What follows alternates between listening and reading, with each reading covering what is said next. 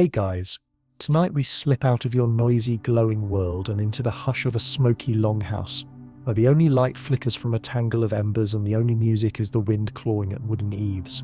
Your eyes adjust, and you find yourself cross-legged among shaggy men and sharp-eyed women, faces flickering with the promise of sleep and maybe, if you're lucky, a wild old story or two. You reach for the warmth of a fur cloak. Trust me, you'll need it. And listen as the oldest voice in the room, raspy and measured as the tides, leans in close. You can almost taste the smoke on their breath. The fire pops and a young boy startles. No one laughs. Out here the darkness is not empty, it's crowded with memory, with creatures that sneak in from beyond the edge of the world. This is the world of the Norse raiders, traders, storytellers and dreamers. And as you settle, half awake, you hear it, the first whispers of something impossible. Tales drift around the fire about a land farther than any ship has dared to sail, past the last ice, where the sun is warm and the berries grow fat and wild, and there are trees tall enough to build whole fleets. Some call it a fisherman's lie, others a madness cooked up by sailors with more mead than sense. But the rumour spreads. You can feel it sliding through the hall like a chill. You, in this moment, are just another soul in the crowd. Maybe you're clutching a carved wooden cup. Maybe you're rubbing sore feet after a day hacking at frozen earth. Or maybe you're just pretending not to be as wide-eyed as you feel. But the older men are leaning in. Someone mutters, "West of Iceland, past the sea ice," and a woman snorts, "If you don't get eaten by sea monsters first."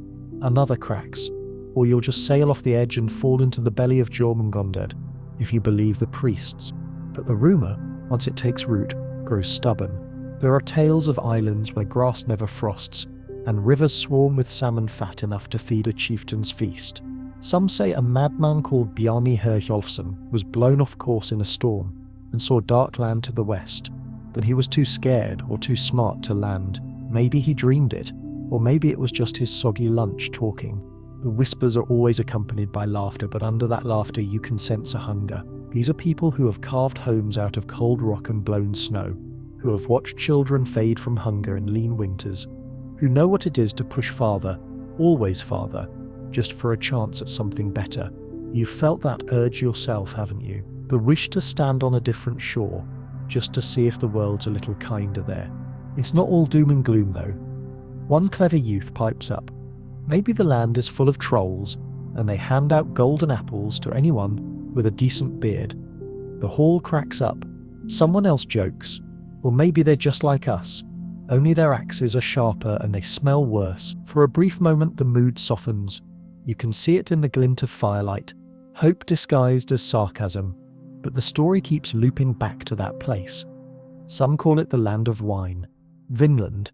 You can almost taste the word on your tongue, sweet and strange, like a secret berry hidden beneath last year's leaves. You look around and wonder, if this place is real, who will be brave or foolish enough to go?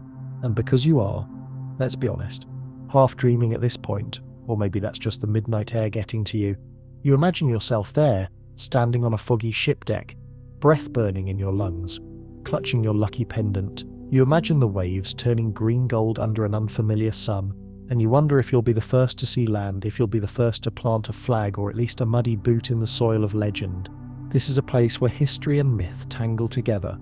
The Vikings didn't have GPS, and let's face it, they'd never survive your group chat. Too much noise, not enough longship etiquette, but they did have sharp eyes, stubborn hearts and a taste for adventure, and probably a tolerance for fish stew that would make you cry.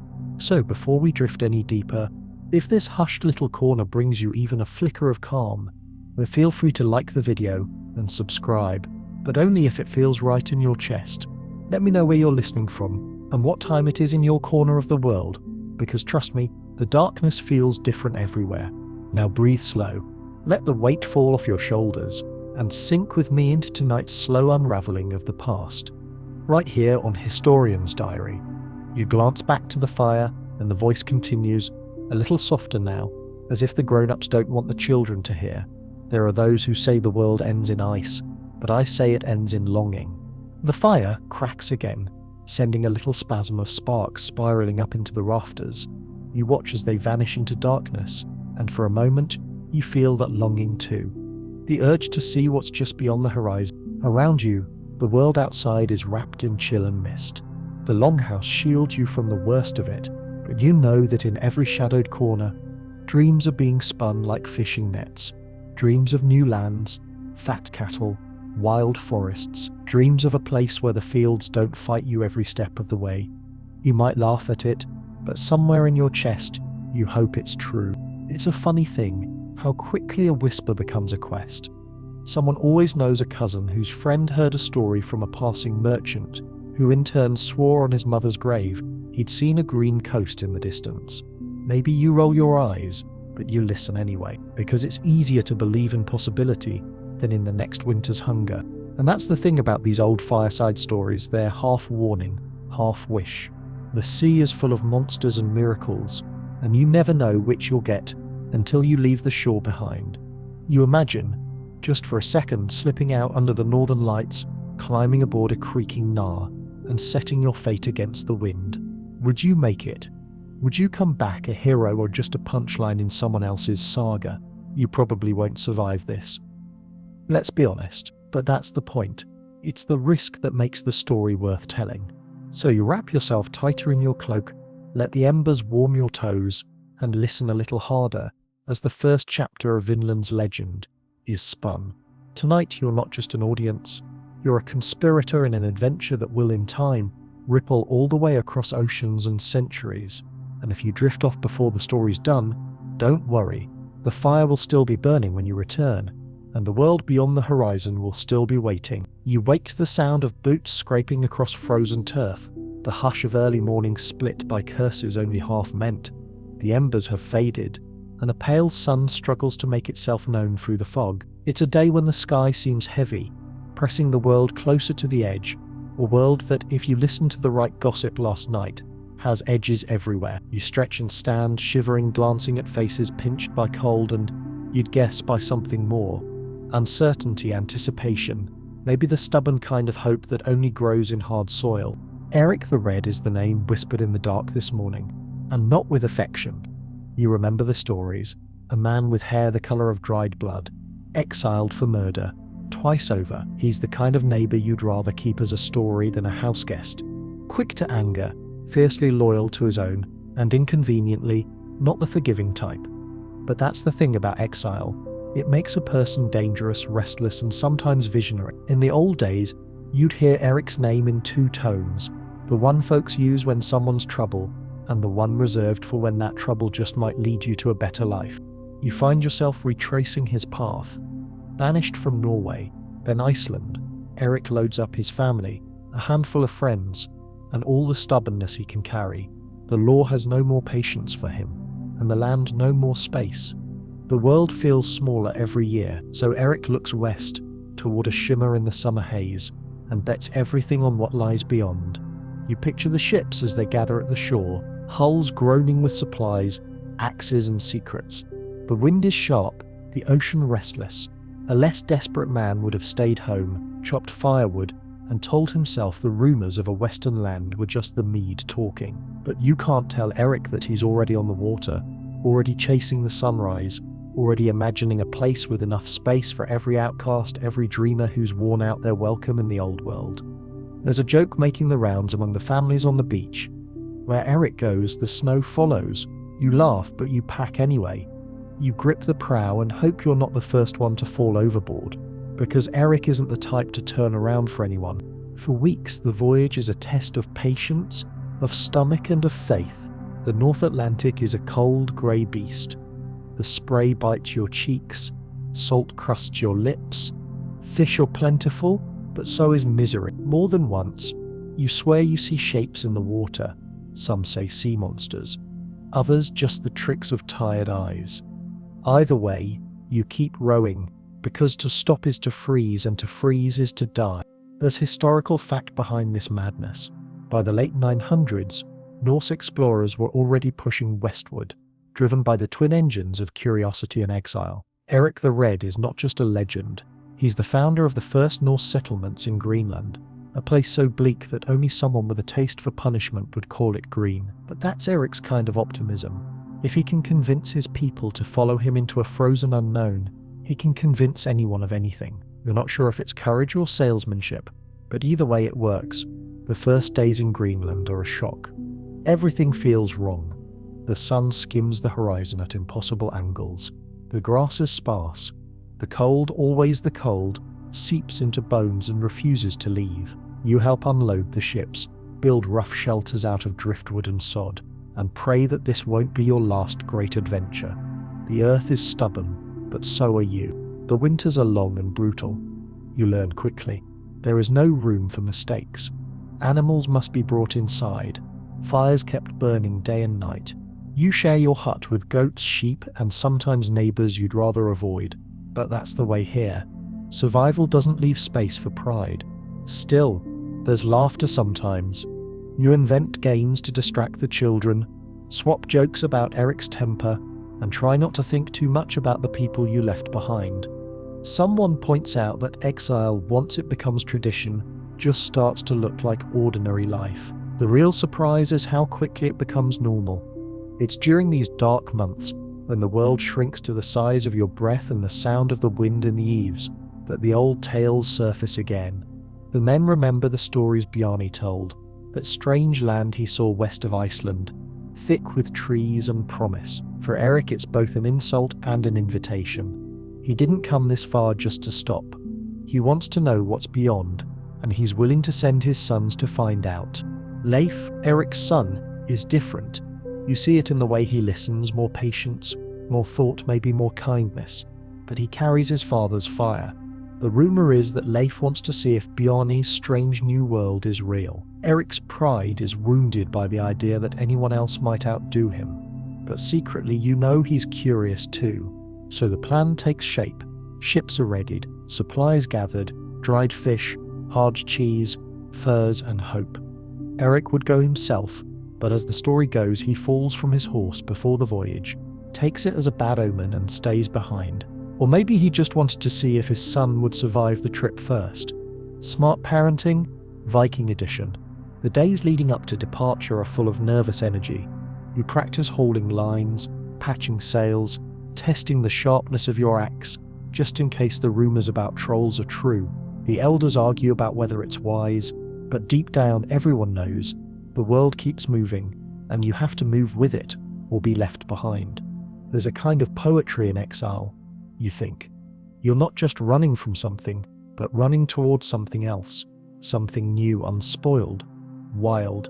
And for once, you allow yourself to believe that the stories around the fire might actually be true. Maybe there is a place where winter isn't king, where you can plant roots without fear they'll freeze. Of course there are skeptics. One woman mutters, "If the land is so wonderful, why hasn't anyone come back with barrels of gold and wine?" A quick-witted youth fires back, "Because they drank it all before they could row home." You laugh, but you wonder too. That night, as the wind howls outside and the world seems smaller than ever, you tuck yourself into a corner of the longhouse and listen for the first hint of dawn. Eric the Red, exiled and unrepentant, has set the next chapter in motion, and you, with your cold feet and nervous heart, are about to be part of a story no one will believe for centuries. If only your friends back home could see you now. Sure, you're freezing hungry and convinced your boots have been replaced with blocks of ice. But you're also standing at the edge of a world bigger than any you've ever imagined. Don't get too comfortable though. Tomorrow you set your sights farther west, and who knows what you'll find there. With Eric's spirit pushing you on and Leif's curiosity leading the way, you're about to discover just how much adventure the edge of the map can hold. Just try not to get exiled yourself. There's only so much further west you can go before you run out of world. You wake each morning now to a world that barely remembers the sun. Greenland, Eric's promised land, is both gift and punishment, depending on how numb your fingers feel when you climb out from under the furs. In the long months that follow your arrival, you come to understand why the Norse call this place both a hope and a warning. It is beautiful and bleak, a land of ice-rimmed fjords, green and brief, stubborn bursts, and always on the edge of what can be endured. It isn't easy, nor is it supposed to be. The story of Greenland's settlers is a tale of survival, not comfort. You spend endless days heaving sod to build walls, hacking at frozen earth for barley, and learning the hard way that a summer thaw can be as dangerous as a winter freeze, especially when a chunk of your house sloughs off into the mud. The sea is the true ruler here, sometimes generous, sometimes cruel. When you fish, the ocean rewards you with fat cod or seals. Other days, it offers only biting wind and empty nets, someone jokes. The only thing more stubborn than a Greenland seal is a Greenlander, and you wonder if that's a compliment. What ties you together, more than kinship or custom, is the thin line between just enough and not quite. There's no room for slackers here. Even the children learn early to gather eggs, patch nets and keep the fire burning. You don't do it for glory, you do it because hunger is patient, and the cold never leaves for long. Still, there's a quiet pride in how you manage to make a life on this rocky edge of nowhere. When the food runs low, you share what you have. When the storms howl, you huddle together, counting heartbeats until dawn. If there's comfort, it's in knowing you're not alone in your struggle. The sagas later would say that Eric and his kin built two main settlements in Greenland, the Eastern Settlement, near present-day Tok, and the Western Settlement, farther up the coast. In both places, you cling to the edges of arable land, coaxing grass to grow and sheep to graze, forever fighting back the wild. You trade with Iceland, even Norway when ships can brave the journey. But every spring you hold your breath until the first sails appear on the horizon, bringing news, cloth, and the rare cask of something that tastes nothing like seawater. Some days the isolation gets to you. Even the toughest among you grow tired of endless white and grey. There's a saying that the Greenland wind can whisper a person mad. You start to believe it when you catch yourself staring out to sea, dreaming of places where the sun lingers, where berries grow wild, and where the earth isn't frozen for most of the year. It's in those moments that the stories from the old longhouse fires return. Stories of the land beyond Ihirhilfun, glints to the west. Stories that Leif Erikson can't seem to let go. Desperation breeds restlessness. You feel it in your bones. See it in the way the young men and women grow quiet when talk turns to the new world. If life is hard here, maybe, just maybe, there's a gentler place farther still. A place where fields stretch green in the summer and where winters bite less. You catch yourself staring at the horizon, measuring distances with your eyes, weighing the risk of leaving against the certainty of staying. It's not all gloom though. There are evenings when the world softens. The aurora dances green and violet above the hills, the sheep bleat contentedly, and you almost believe that Eric didn't exaggerate when he called this place green. Someone breaks out a battered harp, and voices join together in an old tune that even the youngest children know by heart. For a few hours at least, you remember how to laugh. The first years are the hardest, but slowly a rhythm emerges. You learn which fjords yield the best seals, which valleys shelter enough grass for cattle. You build saunas, and on feast days, roast whatever you can catch, spinning tales that make even your worst mistakes sound like adventures. The hard truth is, most of the time, the real danger isn't dragons or trolls, it's boredom. One long winter, you carve a chess set from walrus ivory, and before you know it, half the settlement is obsessed. Someone suggests a tournament, and suddenly, people are feuding over the rules. Apparently, Norsemen can argue about anything, yet beneath the banter and daily chores, a deeper question lingers. Is this the end of the world, or just the beginning of a larger one? Every so often, you catch a stranger's glance, a glint in the eye that says, "There's more out there, we just have to go find it." Leif, especially, never seems content to settle. He's often seen walking the ridgelines alone, eyes turned westward, as if he's waiting for the ocean to speak to him. And then there's the business of keeping the peace. The Greenland colonies, tough as they are, aren't immune to squabbles. Sometimes it's a dispute over grazing rights. Sometimes a feud that began in Iceland and followed its participants all the way across the sea. The law is simple. If you can't get along, you'd better get out. Exile, after all, is the Norse solution for most problems. That, or a really awkward family dinner. But no matter how hard life gets, the possibility of something new, something better, never fully dies. Even as you huddle against the cold, nursing your frostbitten toes and cursing Eric's salesmanship, you know deep down that you'd do it all again for the promise of a place where survival isn't a daily struggle. It's a kind of hope that refuses to freeze. Of course, some days the best you can do is keep your spirits up. A running joke in the settlement is that if Greenland ever gets invaded, the invaders will probably leave out of sheer boredom before anyone else even notices. Someone else adds. Or maybe they'll just freeze solid and become part of the landscape. You laugh because what else can you do? The truth is, everyone here has learned to find warmth wherever they can, be it in a good joke, a shared meal, or the endless dream of green lands beyond the ice. There's another lesson too, one you only learn after seasons spent on the edge of the map. Comfort is overrated, but resilience can be taught. You see it in the kids who learn to skate on frozen ponds before they can walk straight, in the elders who can butcher a seal blindfolded, and in yourself when you realize you're still here, still stubborn, still dreaming. And then, just when you're certain you've heard every possible fireside tale, someone brings up Vinland again. This time it isn't just idle talk. There's a new seriousness in the air, a sense that the settlement, as hardy as it is, might not be enough. If there's a land out there with trees big enough for ships, with rivers that don't freeze, we owe it to ourselves to find it, someone says, and no one laughs. For once everyone listens. You realize, with a start, that the only thing harder than leaving home is building a new one. Greenland is proof that even the harshest land can be tamed, if not loved. But there's always another horizon, always another rumor to chase, in the end, you think. Maybe that's what makes you Norse. Never satisfied, never quite finished, always hungry for what's next. By now, life has become more than just Eric's son. He's a symbol of every restless spirit in the colony. He talks of preparing ships, gathering the bravest souls, and setting out west farther than Bjarni, farther than anyone else. The excitement is contagious. Even the old men and women, whose bones ache with every shift in the weather, find themselves wondering what lies beyond the waves. And so, as spring finally breaks the back of another brutal winter, you help caulk the seams of the longships, sharpen your axe, and pack up what little comfort you can carry. The next step will be the boldest yet. Greenland, for all its hardships, has done what exile is meant to do. It has made you tough, clever, and desperate enough to believe in the impossible. The last night before you set sail, you stand at the edge of the water, the wind tugging at your hair, the sky wide and empty above.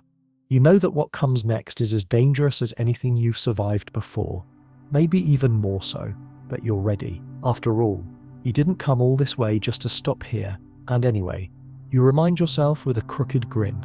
If it turns out that the only thing west of Greenland is more water and another round of exile, at least you'll get some new stories to tell. Plus, if you're really lucky, you might finally find that land where summer never ends and where the only thing biting is the fish. Or, you'll just discover another frozen rock to call home. Either way, it's better than doing nothing. It's not the first time you've watched Leif Erikson pace the rocky shore, but tonight feels different. The wind is up, whipping whitecaps across the water and teasing the ships as they creak at anchor, ready for whatever lies ahead. You stand a little apart, cloak drawn tight, pretending not to notice how your stomach knots with anticipation. Everyone is watching Leif, his hair tangled by salt, his gaze fixed on the horizon where sky melts into sea. He's become something more than a chieftain's son. Around these fires, his name is starting to sound like a dare. Leif's reputation in Greenland is built on both patience and guts, a tricky balance when your neighbours are quick to anger and slow to forget. He's known for his even temper, for listening before he speaks, for weighing options the way a shipmaster weighs anchor against a coming storm. But it's the streak of wildness, the stubborn glint in his eye, his father's blood, no mistaking it, that has everyone whispering about what comes next. Bjarni Herkjolfsson's accidental sighting of distant land has lingered for years, growing from a half-remembered drunken boast into something almost holy. Bjarni's ship, battered and half lost in fog, glimpsed wooded shores where no Norseman had landed. He sailed by, never setting foot, but his tale has lived a life of its own in the Longhouse. Leif listens, and unlike Bjarni, Leif is not content to just watch from a distance. The time for dreams is over. The time for action is now. Preparations are loud and chaotic, just the way you'd expect. Families crowd the waterfront. shouting over the clang of axes and the complaints of livestock that are, frankly, less excited about this adventure than anyone else. There's a debate over how many goats to bring. Too few, you risk starvation. Too many, you risk mutiny.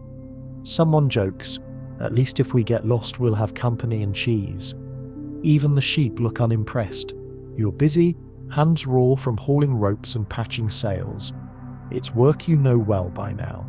There's little room for sentimentality in the North Atlantic. Every knot must hold, every oar must pull its weight. The elders walk among the crews, muttering advice and warnings in equal measure. Check the caulking. Remember what happened to old Snorri's boat. If you see icebergs, turn back. Nothing out there is worth freezing for. Someone always has a cousin who vanished chasing a rumour. The sea remembers every mistake. The longship you'll call home for the next stretch of the story is no luxury liner. It's narrow and shallow, built for speed, not comfort. Supplies are stowed with ruthless efficiency. Dried fish, sour milk, barley, axes, skins, and a hopeful bundle of barley seed, because someone is always planning for the future. There's a chest of tools, a set of wooden bowls, a small carved idol for luck, and a growing pile of nerves, though no one will admit to that. As you push off, the whole settlement gathers to watch. There's pride in their faces, and worry too. A few are already planning what they'll do if you don't come back, just in case. The ship slips from shore, oars biting into the steel grey water, and suddenly you're committed. The coast falls away, and the vastness of the sea swallows your last doubts. You're not sure whether to laugh or cry, so you settle for a shivering grin and a whispered prayer. The days blur into a rhythm. Rowing, eating, keeping watch. You learn the shape of every creak and groan the ship makes. When the wind is good, the sail snaps and pulls, the ship leaping forward like a horse let loose. When it's not, you row until your shoulders burn and your hands blister, cursing whoever first decided that adventure was a good idea. Leif is everywhere, quietly encouraging, occasionally chiding, always watching for signs in the sky or the drift of seaweed on the water. He talks less than you'd expect, but when he does, everyone listens. At night, the ship rocks beneath you as you try to sleep, your dreams tangled with images of endless water and shadowy landforms that vanish by morning. The North Atlantic is a tricky beast. Some days it's calm as a mill pond. Others it's a heaving nightmare that makes you long for the steady misery of Greenland. Someone tries telling stories to pass the time, but most nights, people are too tired to listen. Every now and then, someone cracks a joke about being the first to die of boredom before ever setting foot in Vinland. There are dangers too, and not just from the weather. The Norse are seasoned sailors, but you still fear what you can't see. Hidden reefs, sudden storms, drifting ice. One night, a monstrous wave nearly capsizes the ship, and you find yourself clinging to the mast, promising every god you know that you'll be better about chores if you survive. Another time, a strange glow lights up the sky, and someone swears it's a sign from the gods, or maybe just the northern lights trying to freak you out. Either way, no one sleeps easy that night. And yet, in the midst of hardship, there are moments of wonder. Dolphins leap beside the bow. Whales spout in the distance. Once, when the fog parts, you glimpse a flock of seabirds, always a sign that land is near, though your hopes are dashed more than once. The sea is cruel, but it's beautiful too. At least that's what you tell yourself while trying to ignore the smell of wet wool and unwashed Vikings. Seriously, if someone doesn't invent soap soon, you're going to jump ship. Days turn to weeks. Spirits rise and fall like the waves. Leif keeps the crew focused, handing out small jobs and pointed encouragement when needed. You grow tougher by the mile, muscles knotting, skin weathered by salt and sun. Someone invents a song about the trip, half complaint, half hope, and soon the whole crew is singing, loud and off-key, just to drown out the sound of hunger and homesickness. Then, at last, something changes. The air smells different, greener. Somehow, like spring after too long a winter, the birds return, circling and diving, their cries sharper than before. One morning, as dawn stretches pink across the water, a shout goes up from the bow. Land. You scramble forward, eyes straining. There it is, just a smudge on the horizon, dark and low. The excitement is immediate, electric. Oars dip faster, hearts beat quicker. Leif stands tall at the prow, face split by a grin that even he can't hide.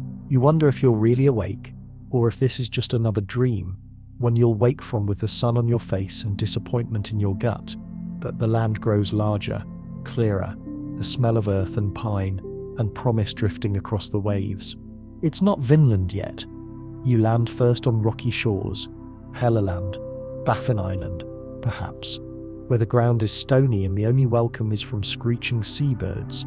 There's little to tempt you here, so you push south, the coast unspooling in wild, unfamiliar beauty. Next comes Markland, maybe Labrador, thick with dark forests, the trees taller than any you've seen since leaving Norway. Some want to stay, but life pushes on. He's searching for something more, a place that matches the old tales, a land overflowing with life. It's hard not to feel a little like an extra in a saga.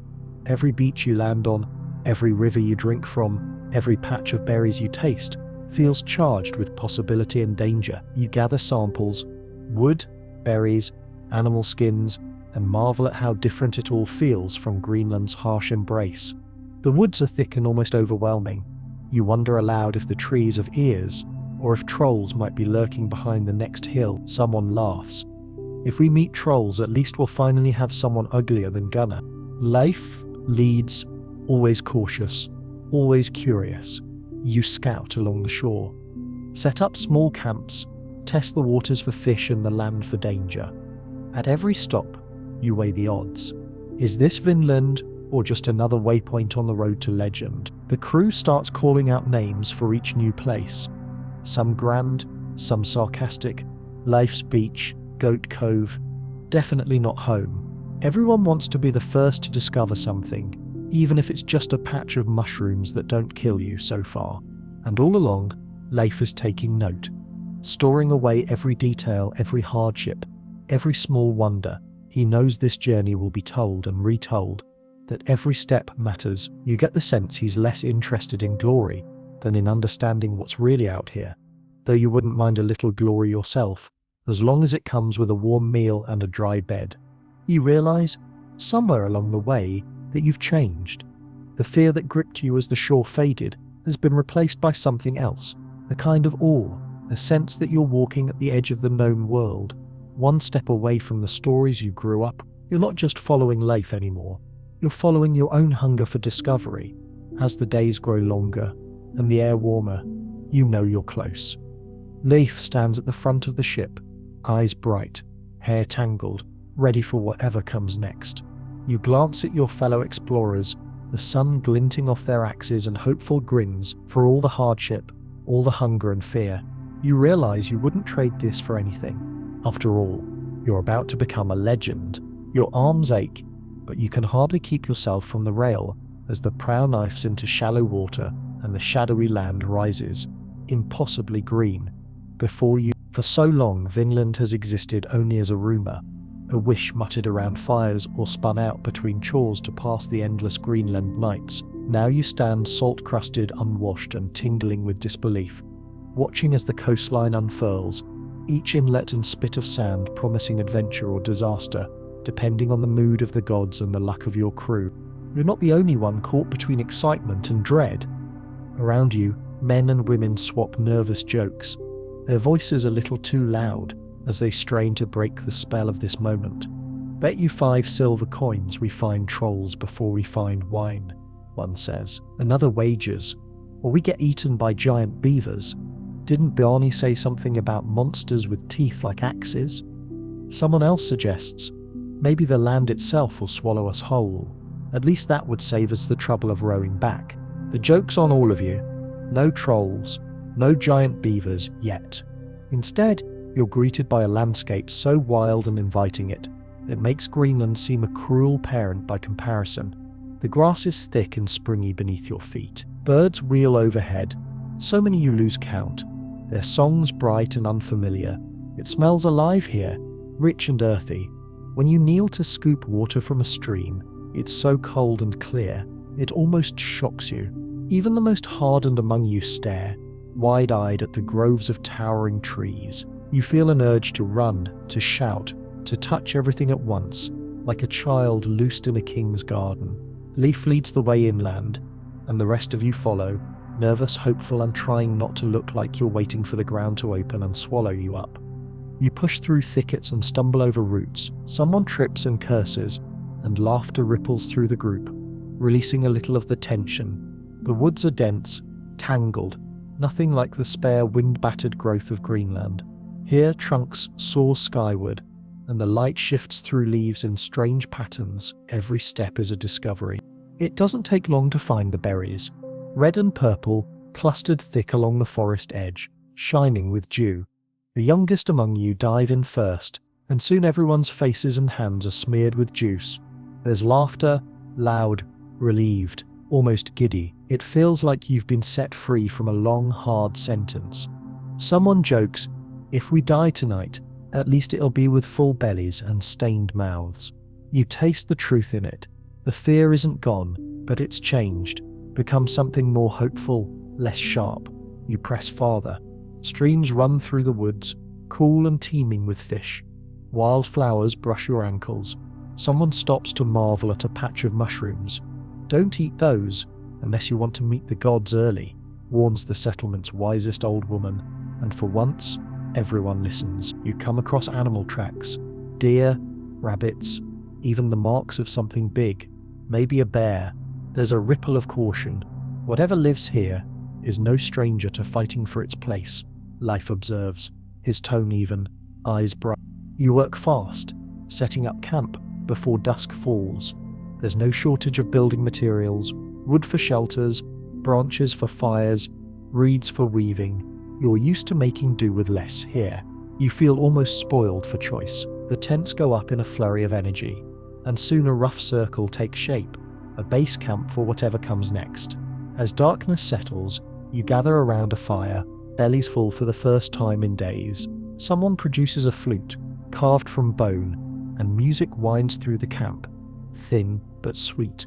Stories begin, exaggerated already, because that's how Norse stories work. You catch yourself saying, "And then the trees nearly blocked out the sky," or "You should have seen the river, thick with fish," as if the wonders aren't already burned into everyone's mind.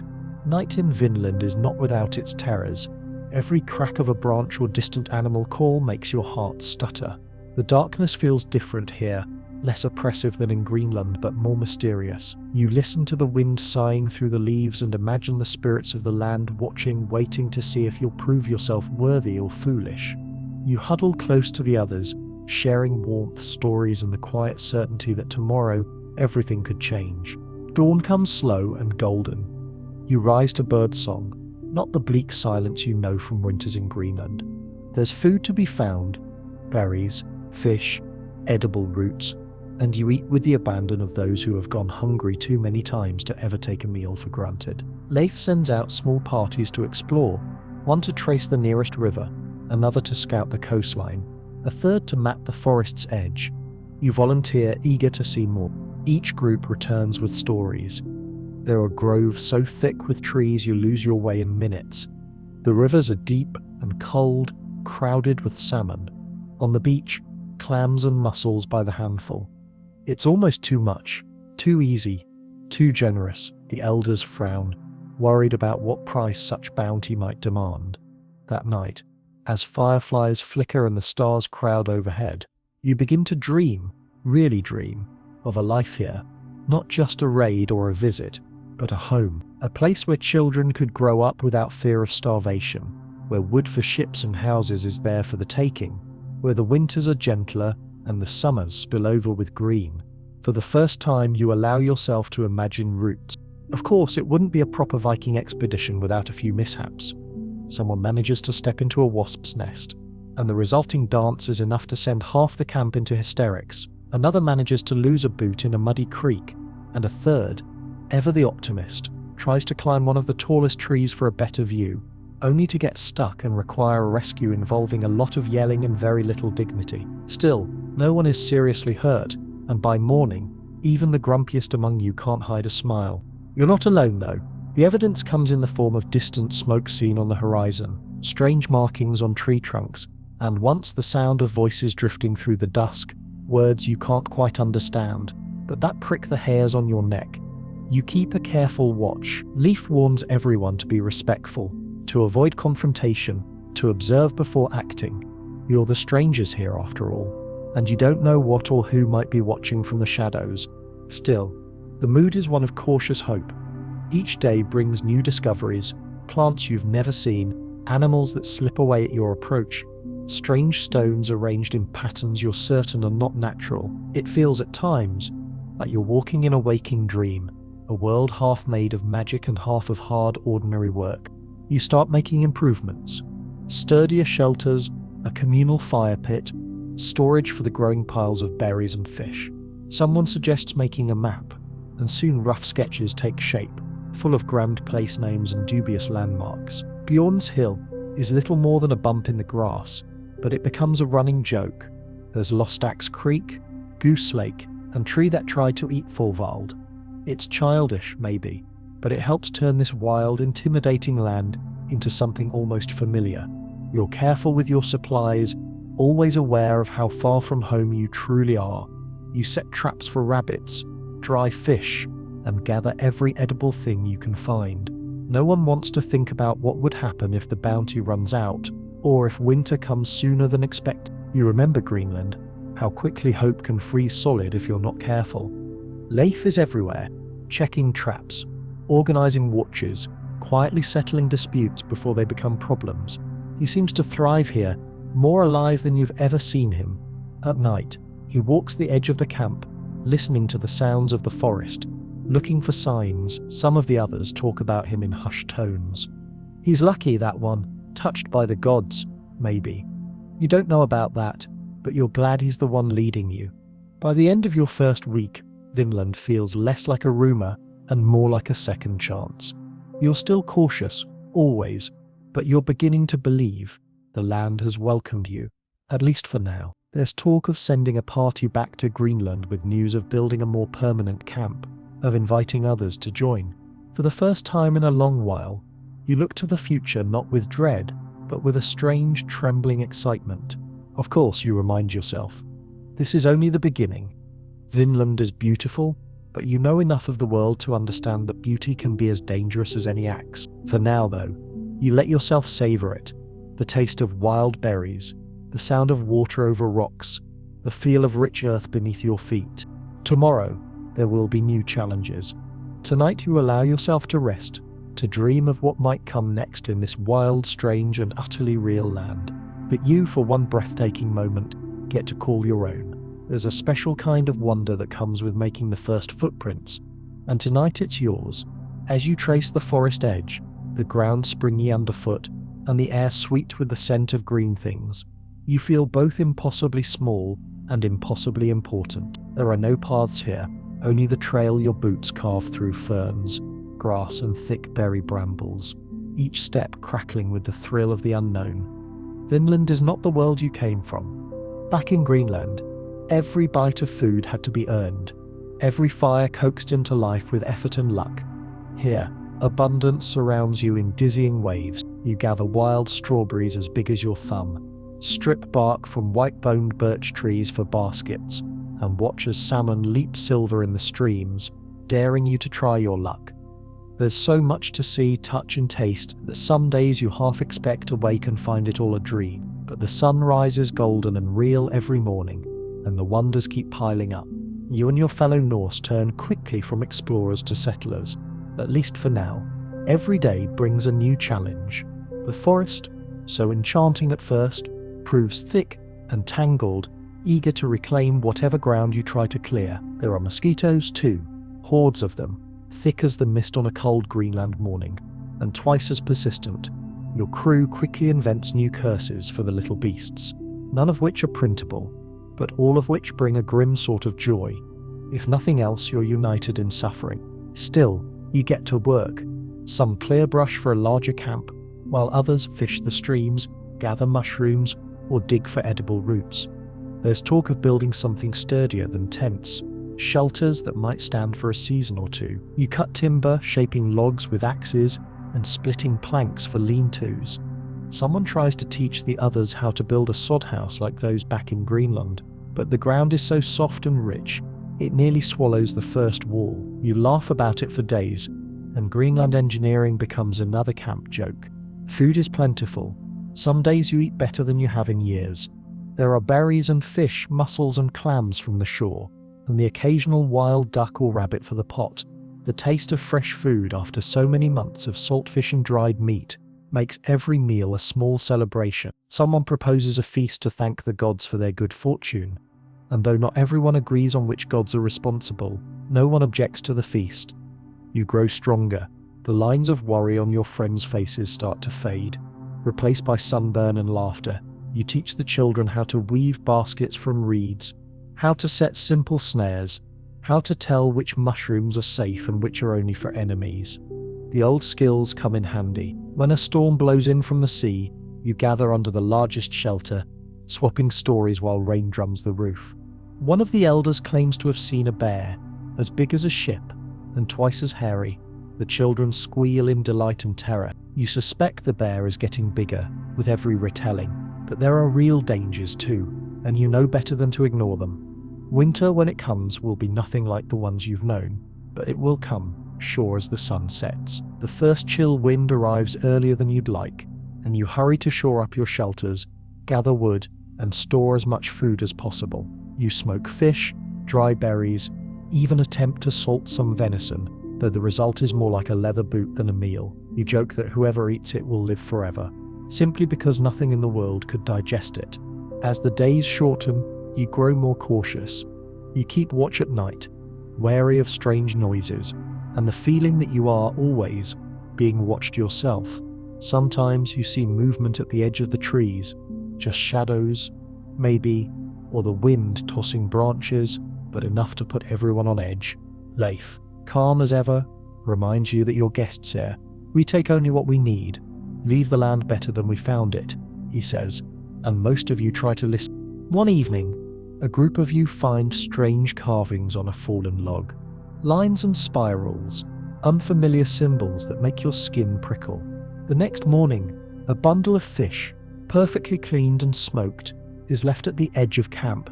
An offering or a warning, you're not sure. You watch the forest even more closely after that, moving quietly, leaving gifts of your own, a woven basket, a carved figure, a handful of berries. Communication by gift and gesture, because words cannot yet bridge the gulf between you and whoever else walks these woods. You hear stories too, voices drifting through the dusk, distant laughter that doesn't belong to anyone you know. It's both thrilling and terrifying. You talk in hushed voices around the fire, speculating on who shares this land with you. Some say spirits, others, people like yourselves, wary and protective of their home. You agree on one thing: you must tread carefully. The camp's mood shifts as the nights grow colder. You're not just explorers now, you're caretakers, at least for this brief time. The novelty of Vinland's riches has faded into the hard work of survival, but there's satisfaction in it too. Every new day you wake to a sky that seems a little bigger, a world that feels both more familiar and more mysterious. You notice how much the place has changed you. In Greenland, you measured life in losses. Food gone, warmth lost, hope fading. Here, you begin to measure it in gains. The weight of a basket full of berries, the heft of a well-caught salmon, the laughter that echoes longer in the woods. You're not naive. You know this can't last forever. But for now, you let yourself believe in the promise of this wild, generous land. As autumn deepens, you start thinking about the journey home. Leif is the first to bring it up, reminding everyone of what's at stake. Families waiting, the need to report what you've found, to bring back proof that Vinland isn't just a tale for restless dreamers. You gather samples, bundles of timber, skins, dried berries, stories carved into memory. The ships are prepared, the shelters patched and left standing, the silent promise that someone will return. The last night in Vinland is bittersweet.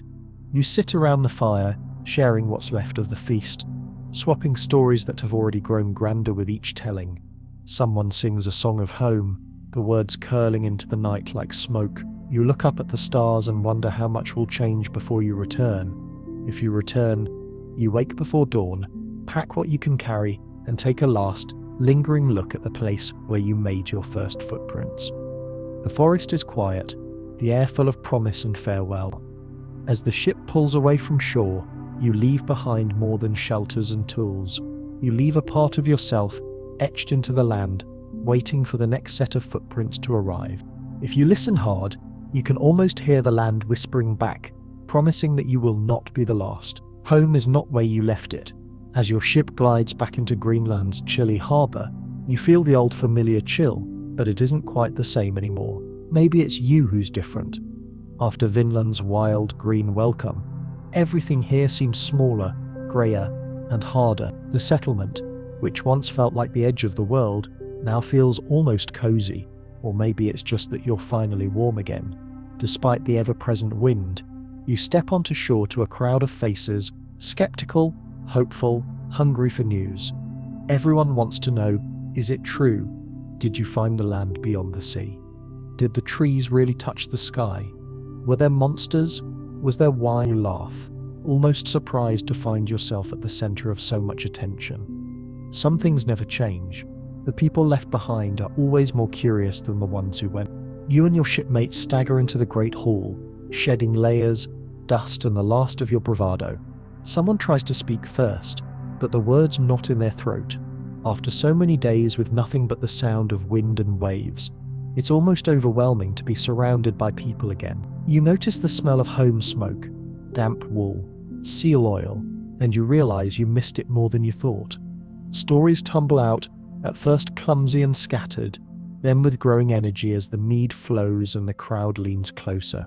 You talk about the crossing, the endless sea, the days when the fog closed in and you rode blind, the nights when the stars wheeled overhead and you dreamed of green shores. You show them the proof. Bundles of timber, so straight and tall they're nearly miraculous in a place starved for wood, baskets of dried berries, tanned hides from beasts no one here has seen before. You pass around a handful of smooth stones, their shape strange and their weight a promise. These are not Greenland stones. Everyone can see that. It isn't long before the stories begin to grow. You tell of salmon so fat they could feed a family for a week, berries that stain your hands for days, forests where the trees grow thick enough to lose yourself in for hours. Someone jokes that you nearly did lose yourself. He only found his way out because he followed the sound of his own stomach rumbling. Even the elders laugh, but for every wonder you describe, there's a shadow behind it. You talk quietly about the signs of other people, the voices in the woods, the markings on trees, the bundle of fish left at the edge of your camp. There's a hush when you mention the feeling of being watched, the glimpses of movement just beyond the firelight. Some listen with awe, others with fear. If there are people there, they'll want to protect their home. An old man says, "The world's not so empty as we thought." Practicality creeps in. How did you survive? What will it take to make a lasting camp? You answer as best you can. The land is generous, but not without challenge. The soil is rich, the game plentiful, but winter will come. Maybe not as harsh as Greenland's, but harsh enough for those who are unprepared. You describe the mosquitoes bigger than ravens, someone exclaims, and everyone laughs, but secretly hopes you're exaggerating, and the need for caution. No one should go thinking Vinland is paradise, just different, and in its own way, dangerous. But there's no stopping the hope. The next few days are a blur of planning and argument. Some want to leave at once, to stake their claim before someone else beats them to it. Others are more cautious. Let's see if we can last another winter here first, they say. But no one doubts anymore that the world is larger, and perhaps kinder than they once believed. You notice that life himself is quieter than usual, letting others tell the stories, correcting only when the details get too wild. When he speaks, it's with the calm authority that made him the leader of the voyage in the first place. He doesn't promise easy riches or endless comfort, only that there's a place across the sea where hard work is rewarded, and where the bold might make a new home. We went, and we saw, and we returned, he says. It's there, and it's waiting. That becomes the refrain. It's there, and it's waiting. People repeat it to themselves, to their children, to anyone who listen. You see the spark in their eyes, the same one that sent you across the sea in the first place. Now they're dreaming too. Days pass, and the first plans are drawn for another voyage. This time, the party will be larger. More ships, more supplies, more people hoping to find a place for themselves in Vinland's endless woods. There are arguments about who should go. Some say only the bravest. Others say only those with skills the new camp will need. You joke, maybe we should just send the ones who snore the loudest, and there's enough laughter to drown out the grumbling. You fall back into the rhythms of Greenland life, but everything feels changed. The sky seems wider, the air crisper, the darkness less oppressive. At night, you lie in your bunk and dream of Vinland, not just as a rumour or a hope, but as a place you've seen, a place where your footprints still mark the earth. You wonder who will be the next to stand on those wild shores, who will carry the story forward. One morning, as you're mending nets by the shore, a child comes running, breathless with excitement. They're leaving again. You look up to see a new ship being loaded, fresh supplies piled high, families saying their goodbyes. This time, there's less fear, more determination. The world has grown larger, and you, by daring to go first, have made it so. You realize something important, something that will echo through the sagas for generations. It isn't just about finding new land. It's about proving that the world has more to offer than hardship and hunger, that courage and curiosity can carry you farther than you ever imagined. You remember the first time you heard the whispers of Vinland around the fire, how impossible it all seemed. Now you know better.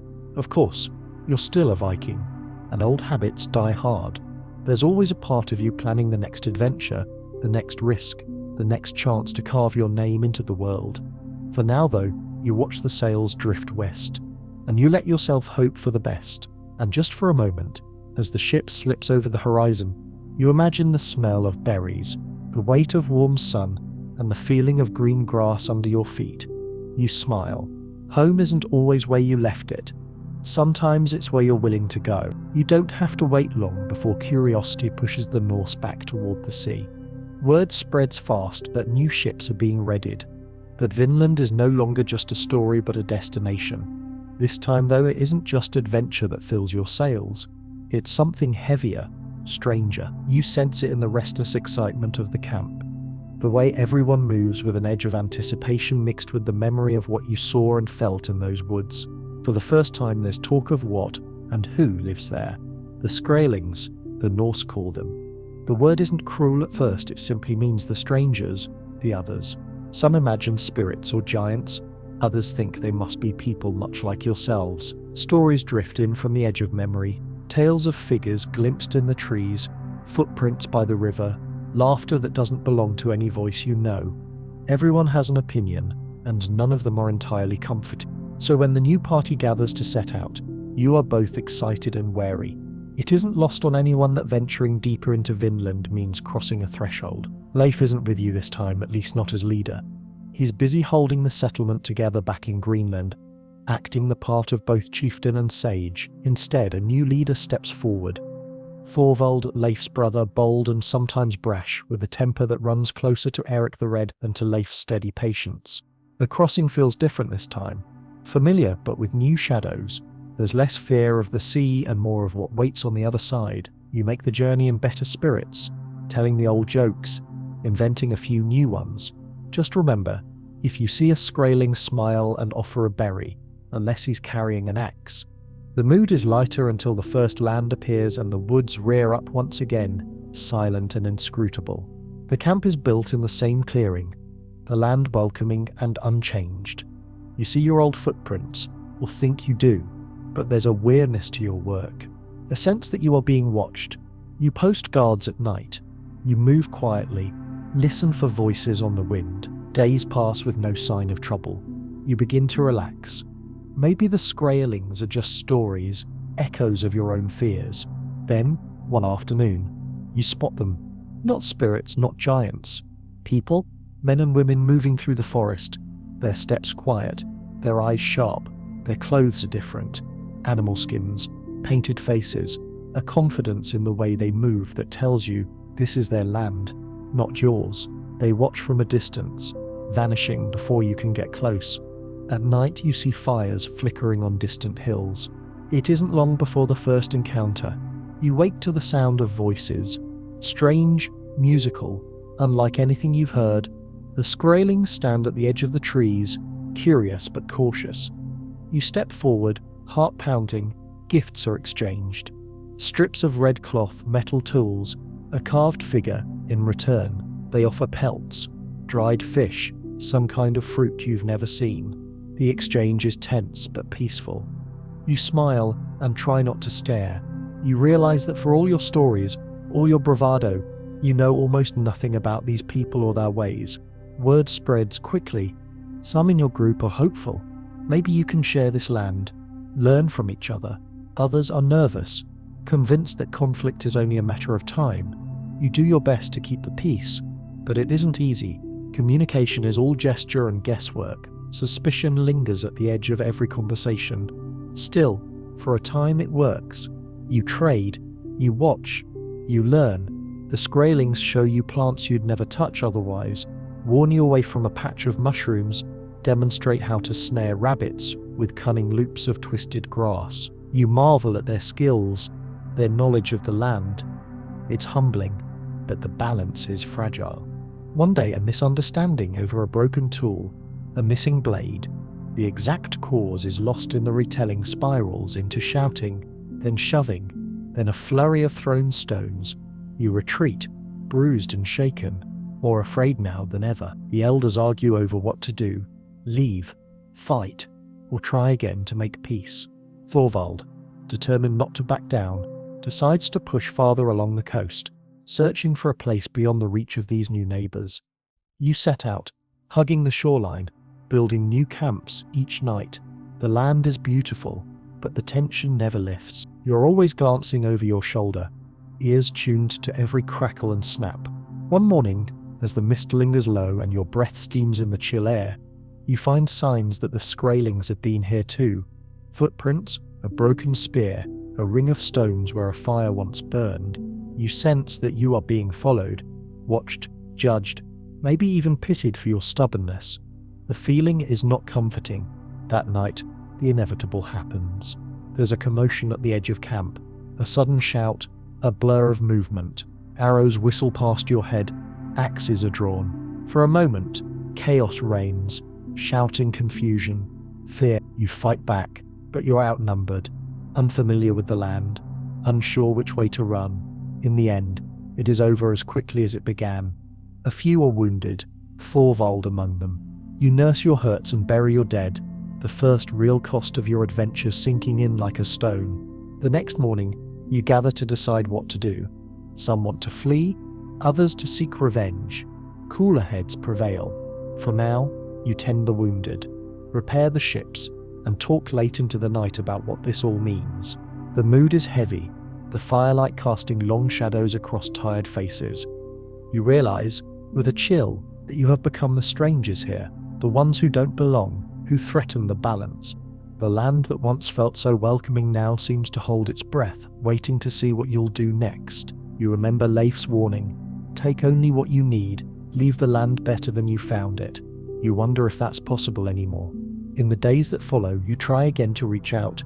Gifts are offered, and sometimes accepted, but the warmth is gone. The Skraelings keep their distance, and you in turn grow more cautious. The sense of possibility that filled your first days in Vinland is replaced by a deeper, more complicated understanding.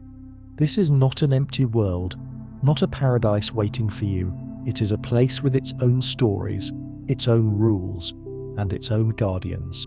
You pack your things, patch your wounds, and begin the long journey back to the ships. The return is quieter, the jokes fewer, the silence is long. You know now that discovery is not the same as belonging, that to walk in another's land is to walk softly, and that sometimes the bravest thing you can do is simply to leave. As you set sail, you look back at the green shore, the forest rising like a wall, the river winding silver through the trees. You wonder what stories the Skraelings will tell about you, if you'll be remembered as monsters, as curiosities, or as nothing at all. You carry Vinland's scent home with you: sweet pine, wild berries, the sharp tang of smoke and salt. But it's the memory of fear, prickling along your arms in the silent dark, that lingers most. For days you don't speak of the clash with the Skraelings, as if silence can smooth over what happened, or at least soften it in your own mind. But word always gets out. By the time your battered party stumbles into Greenland's main hall, the news is already there. You met the others and not as friends. There's a hush when you share the details. You tell them of gifts and cautious smiles, of lessons learned from hands and gestures, of the first laughter and the sudden irreversible turn toward violence. No one knows what to say at first. Some shake their heads, muttering about fate and the danger of strange lands. Others are angry at the Skraelings, at Thorvald for pushing too far, or simply at the way hope seems to slip through your fingers just when you grasp it. That first winter back is a restless one. The old rhythm of life feels strange, the cold sharper than before, the hearth a little less comforting. You are changed, and everyone can see it. Some nights you lie awake listening to the wind batter the longhouse, replaying the moment when everything in Vinland shifted. The moment when you realize that survival is about more than food and shelter. It's about living with neighbors, whether you like them or not. Arguments erupt over what to do next. Should you return to Vinland? If so, how? By force or by patience? Some want revenge, others to abandon the place entirely. The elders gather in smoky corners, whispering about what this means for the future of the settlement. They remember the old days in Norway and Iceland, when conflict could mean exile, even death. And they don't want that here, but there's no easy answer. The world is too big for simple rules. Yet for every voice calling for caution, there's another urging adventure. The world across the sea is still too tempting to resist. You listen as plans are made, new ships fitted, new leaders chosen, new rules written. This time, the goal isn't just exploration, but something more: to settle, to prove that the Norse can build a life in Vinland, even if the cost is high. The next voyage gathers people from every corner of the settlement. Some are seasoned travelers, others first-timers eager to make their mark. There are families, young couples, even a few old-timers who claim they just want one last look at a world that isn't all snow and stone. The mood is determined, but tense. No one knows if the Skraelings will meet you with open hands or drawn bows. You pack more gifts than weapons, hoping that this time the story will end differently. The return journey is rougher. Storms blow in early, tossing the ships like toys, testing every knot and every bit of courage you have left. Some say it's a bad omen, that the gods are warning you to turn back, but you press on, fueled by stubbornness and hope and the desperate need for a new beginning. When you finally reach Vinland's coast, everything feels sharper. The air, the colors, the sense that you're being watched. You rebuild the camp, patching old shelters, setting new guards. You leave offerings at the edge of the woods, fish, cloth, carved trinkets, hoping to win a little peace. For days, nothing happens. You start to relax. Maybe you think this will work after all. But then, one morning, you wake to find the gifts gone, replaced by a single arrow stuck in the sand. The message is clear. You're not welcome, not really. Some want to leave at once. Others urge patience. Maybe the Skraelings are testing you, waiting to see if you'll respect their boundaries. The camp splits into factions, arguments rising like smoke over the evening fires. Still, life in Vinland goes on. You hunt, fish, gather, build. Children are born, cradled in furs beneath the stars, their cries softer than the wind. There are moments of peace, laughter around the fire, shared meals, a sense of possibility. You learn to live with caution, to watch the woods without letting fear rule you. But the tension never fully leaves. Every visit from the Skraelings is tense, every exchange a test. Sometimes gifts are accepted, sometimes refused, sometimes voices are raised, and you feel the old fear prickling along your skin. More than once, arrows fly. Each time, someone is wounded. Sometimes you, sometimes them. Each time, the gap between your people and theirs widens a little more. One night, as the fire burns low and the children sleep, you find yourself thinking about what it means to be a stranger. You remember the stories from home, how the Norse wandered from Norway to Iceland, from Iceland to Greenland, always searching for a place to belong. You realize that Vinland is just another chapter in that long, restless journey. Maybe you think it's not about finding paradise, but about learning to live with what and who you find. There are times when you wish things had turned out differently. You imagine a world where Norse and Skraeling share the land, trading stories and food, raising children together. But the truth is more complicated. The world is big enough for both, but not always kind enough to let them live in peace. You stay as long as you can, but eventually the cost grows too high. Another skirmish, another loss. This time someone you love. The decision is made. It's time to leave Vinland behind, at least for now. You pack what you can carry, burn what you can't, and slip away in the dawn. Hearts heavy, memories sharper than any blade. The journey home is quiet. No one talks much, each person lost in their own thoughts. You watch the coastline fade into mist, knowing you may never see it again, but you also know you'll never forget it. Back in Greenland, you try to pick up the pieces. The old stories change a little. There's less talk of berries and timber, more of conflict and caution. But beneath it all, the dream of Vinland lingers. You hear it in the way the children play at building camps in the snow, in the wistful looks the elders share as they watch the horizon. The story isn't over, you realize. It's just changed shape. Vinland is still out there, waiting, and so are you. Different, older, but still dreaming of what lies beyond the edge of the world. You fall back into the old patterns, but something inside you remains unsettled. The stories of Vinland no longer feel like fairy tales or idle boasts. Now they are tinged with the edge of truth. Hard, complicated, sometimes painful. Yet even in the darkest winter, the tale refuses to die. Around the fires, you and your fellow voyagers become the storytellers, your voices filling the silence with memories that twist and bloom, half fact, half longing. At first, people are hungry for every detail. Tell us about the berries again. The children beg, eyes wide as they gather close. Were the fish really as long as a man's arm? Did you meet the Skraelings? Did you really see the trees that touch the sky? You answer each question patiently, sometimes with a wink or a flourish, letting the wonder crowd out the fear. You describe the taste of the berries, the way the sun filtered through the green canopy, the rivers shining in the dawn, but always, someone asks about the fights, the arrows, the uneasy feeling of being watched. You never quite know how to answer. Some things you learn cannot be explained. As weeks pass, the stories start to take on a life of their own. Some shipmates can't help embellishing by the time they're done.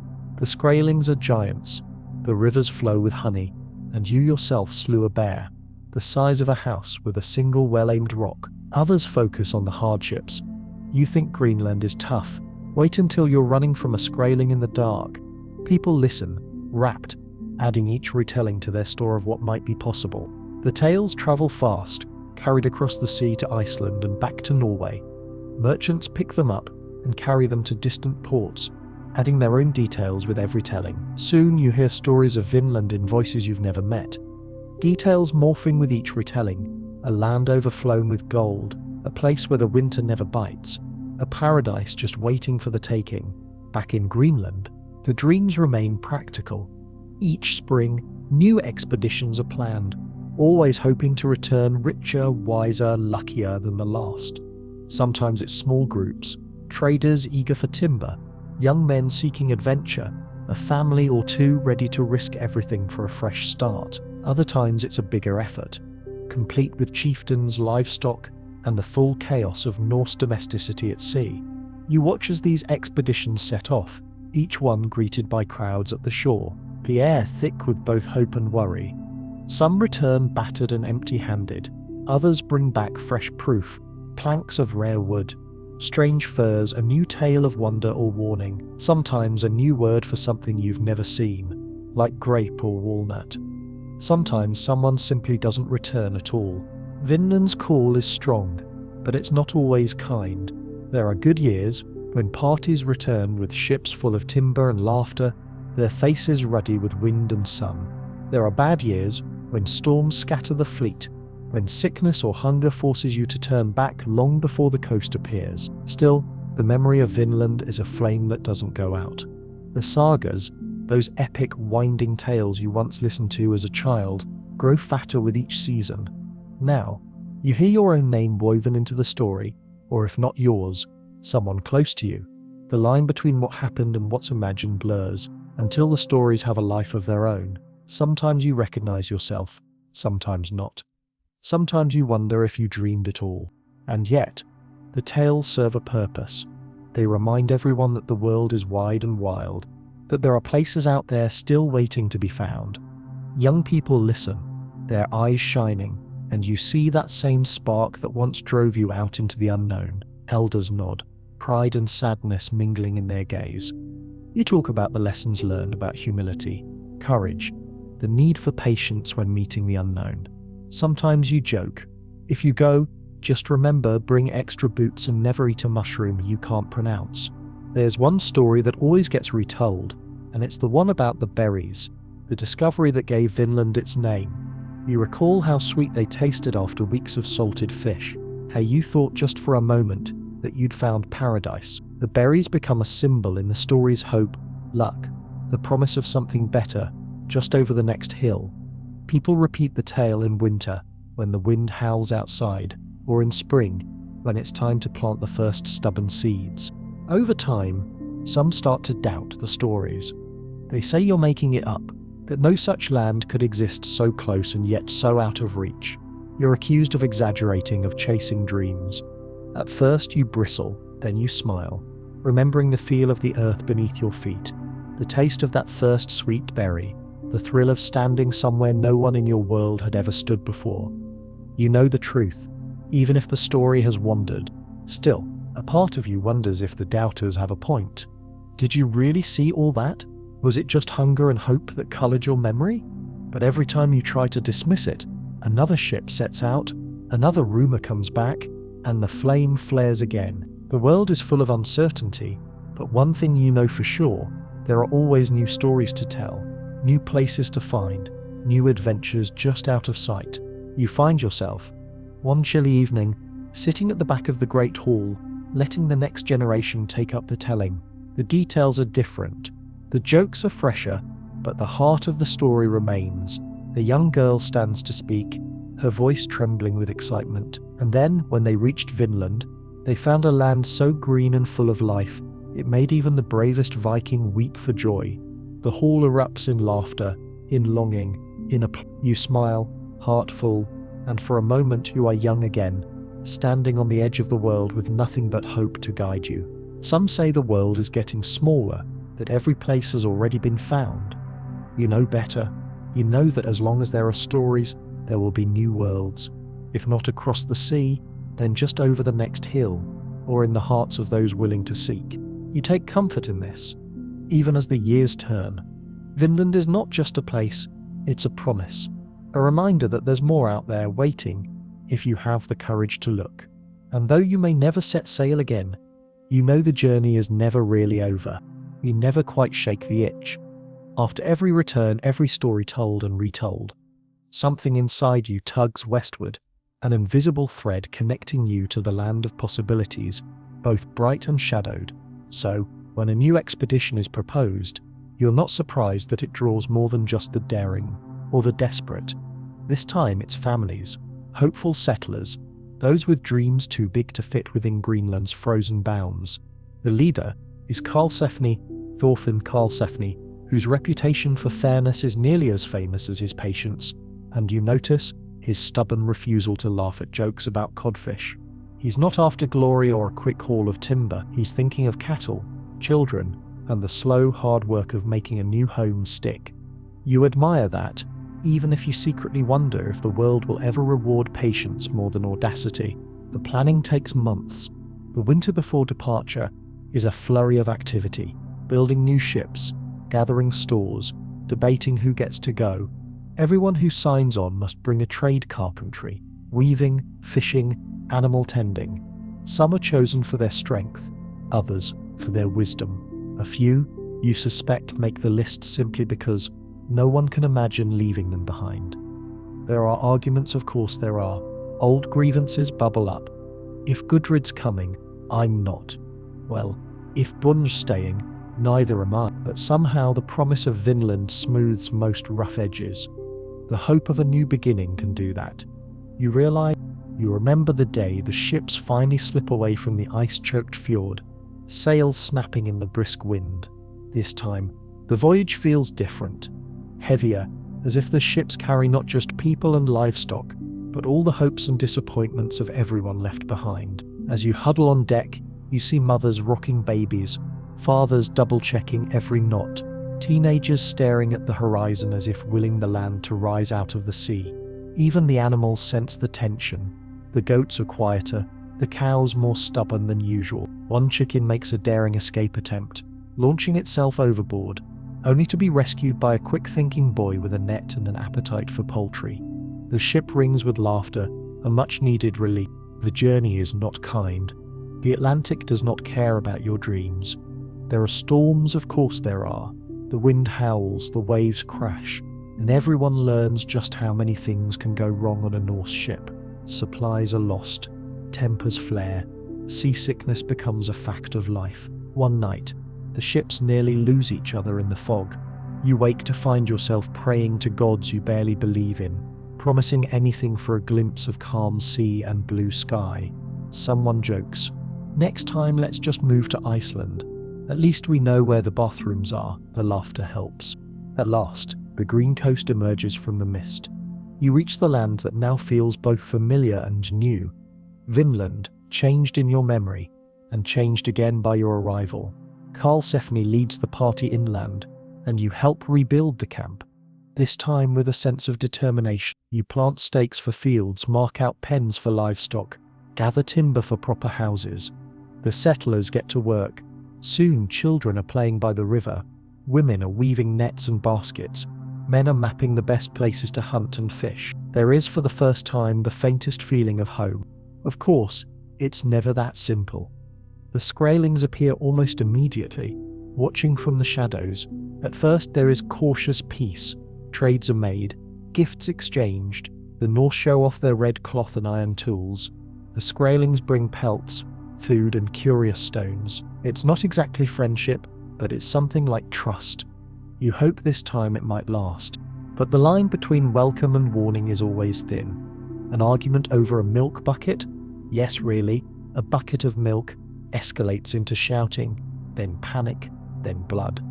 No one remembers exactly how it began, but everyone remembers how it ended. Arrows fly, stones are thrown, the camp is nearly overrun. Some settlers want to abandon everything and run. Others, Karlsefni among them, call for calm, for negotiation, for the slow rebuilding of trust. For a while, it works. For a while, there is peace. You settle into a rhythm. Crops are planted, animals tended. A child is born. Snorri, the first Norse born in Vinland, becomes the symbol of all your hopes. The story will outlive you. The baby's first cry is echoing in the new world. Proof that you were more than just visitors. The mothers tell tales of home. The fathers build fences and memories. You realize, sometimes, that you feel truly alive here, as if the very act of building is a kind of faith. Yet, the shadows persist. Each year, tensions with the Skraelings rise and fall. Sometimes you share a meal, sometimes a silent standoff at the edge of the woods. A few brave souls try to learn words from each other's language. Children, as always, adapt faster than adults. They play together, laugh together, at least until someone's parent decides it's safer to keep them apart. There are misunderstandings, always. A missing tool, a trampled field, a glance held a little too long. Each time, the fragile peace strains. You notice something else too. It's not just fear that drives the settlers, but loneliness. Vinland is so big, so wild, that sometimes it swallows your courage whole. The nights are long, the stars unfamiliar, the woods always whispering. You find yourself missing the comfort of crowded halls, the smell of peat smoke, the taste of food you grew up with. But then you remember why you came, because you wanted something more, because the promise of Vinland, even with all its risks, was still better than another lifetime of scraping by in a world too small for your dreams. And in the quiet moments when the fields are golden with evening light, when the children's laughter echoes off the water, when you feel the weight of your own story in your chest, you realize you would do it all again. Still, the pressure builds. The Skraelings, never truly at ease with your presence, become less and less willing to trade. There are more confrontations, more nights spent on edge. You hold your breath, waiting for the next spark. When it comes, it is sudden and brutal. A raiding party, an attack on the camp, a panic that leaves houses burning and hearts broken. Karlsefni makes the call, this time to leave. Packing is rushed, desperate. You take what you can, bury what you must, and lead the cattle and children back to the ships. As you sail away, the shore recedes into the haze, green and silent. No one speaks for a long time. Back in Greenland, the story becomes legend. You are both triumphant and defeated. You proved you could build a home at the edge of the world, but the world did not bend to your will. Still, you know what you accomplished. You built, you farmed, you loved, and you learned. Some say Karlsefni's colony was a failure. You know better. The mark you left on Vinland and the mark it left on you can never be erased. As the years pass, you watch as new settlers dream new dreams. You tell them the truth, that Vinland is both harder and kinder than they can imagine, that every risk is real, but so is every hope. You see it in the eyes of every child who hears the story, every adult who wonders if their own journey might take them somewhere unknown. You hope, quietly, that someone will try again, that someday the Norse will return, not just as wanderers but as neighbours. Until then, the land waits. So do you. You notice the quiet strength of the women almost from the start, how they move through the camp, hands busy and eyes sharp, always one step ahead of disaster. It's easy focus on the bold explorers and chieftains, but out here on the edge of the world, survival belongs just as much to those who know how to spin flax into thread or turn berries into medicine. In Vinland, as in Greenland, the story is never just about the men. Take Gudrid, for example. You remember her first as a quiet figure by the fire, weaving, eyes thoughtful as the men argued about where to land and when to sail. But when the wind screamed and the camp threatened to fall apart, it was Gudrid who coaxed warmth into shivering bodies, who organized the desperate search for edible roots, who kept the smallest children calm with stories and song. She becomes something like a center of gravity, a voice of reason, a keeper of peace. Gudrid's story isn't just about endurance, it's about movement. She has seen more of the world than most people ever will.